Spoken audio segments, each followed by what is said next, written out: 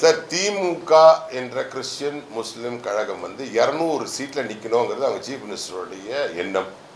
அதனால அவங்க கண்டிப்பா அவங்க கூட யாருமே இருக்க மாட்டாங்க. காங்கிரஸோ ஆல்மோஸ்ட் வெளியேறிடுச்சு. இன்னைக்கு கூட பிரவீன் சக்கரவர்த்தி எங்களுக்கு ஆட்சியில பங்கு வேணும், அதிகாரத்தில் பங்கு வேணும், அதிக சீட்டு வேணும் அப்படின்னு கேட்குறாங்க.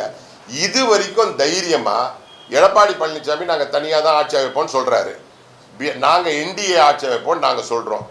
நான் என்ன கேட்குறேன்னா, திமுகவுக்கு தைரியம் இருந்தால் என்ன சொல்லணும்னா, நாங்கள் யாரையும் அதிகாரத்தில் பங்கு தர மாட்டோம், தனியாக தான் ஆட்சி அமைப்போம்ட்டு சொல்றதுக்கு என்ன பயம்? இப்போ வரைக்கும் சொல்ல மாட்டேங்கிறாங்களே. 2009 17 சீட்டு தான் ஜெயிச்சாங்க திமுக யூபிஏ அலையன்ஸில். அந்த 17 சீட்டில் அவங்க 4 ஸ்டேட் மினிஸ்டர்ஸு 3 சென்ட்ரல் மினிஸ்டர்ஸ் வாங்கினாங்க. அதில் என்னன்னா ஒரே ஃபேமிலியில் 2 பேர், அழகிரியும் தயாநிதியும். இந்த பரிதாபத்துக்குரிய பாவமான விசிக்கு திருமாவளவன் அப்போ எம்பி. அந்த ஒரு மந்திரி பதவி கூட அவங்க அதிகாரத்தில் பங்கு கொடுக்கல. சரி சார், இங்கே தமிழ்நாட்டில் தான் வந்து நாங்கள் யாருக்கும் பங்கு கொடுக்க மாட்டோம். அங்கே திருமாவளவனுக்கோ இல்லை விசிகேக்கோ ஒரே ஒரு மந்திரி பதவி அவங்க வீட்டிலேயே 2 பேருக்கு கொடுக்குறவங்க. ஒரு மந்திரி பதவி வந்து விசிகே கொடுத்துருக்காங்கல்ல. 25-30 வருஷமா அதிகாரத்திலேயே இல்லாம அந்த ஒரு கட்சி அவ்வளோ லாயலா திமுகவோட இருக்கும்போது இவங்க திரும்ப அவங்களுக்கு என்ன பண்றாங்க?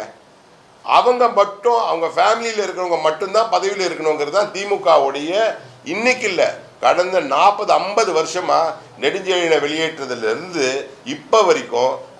நெடுஞ்செழியனை வெளியேற்றினாங்க, எம்ஜிஆரை வெளியேற்றினாங்க, வைகோ வெளியேற்றினாங்க. இது எல்லாத்துக்கும் ஒரே காரணம், அவங்க ஃபேமிலியில் இருக்கவங்க மட்டும்தான் எல்லா பதவியிலும் இருக்கணுங்கிறது. இதை வந்து மக்கள் கண்டிப்பாக முடிவு பண்ணிட்டாங்க. இந்த அரசு ஒரு மன்னராட்சியை வந்து கண்டிப்பாக இந்த வாட்டி ஒழிச்சு மறுபடியும் என்டிஏ தலைமையிலான அதிமுக தலைமையிலான என்டிஏ ஆட்சி கண்டிப்பாக அமையும் என்பது இதில் உறுதிப்படுத்துகிறேன்.